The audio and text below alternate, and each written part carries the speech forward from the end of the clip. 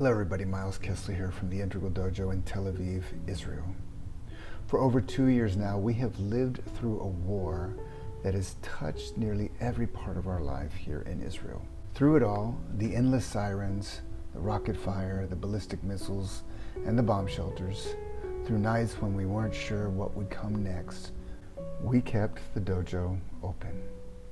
That commitment, that steadfastness in a time of crisis is at the heart of Aikido practice. The dojo became a refuge, a place where people could come and be supported physically, emotionally, mentally, spiritually, at a time when everything on the outside was unstable.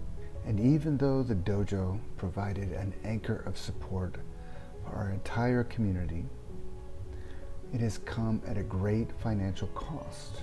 Today, due to significant loss in income, we have fallen behind on our operating expenses, and the very survival of the dojo is at risk. So I'm reaching out with a sincere request. If you are inspired by Aikido being a path of conflict resolution, please consider helping us keep our beloved dojo open.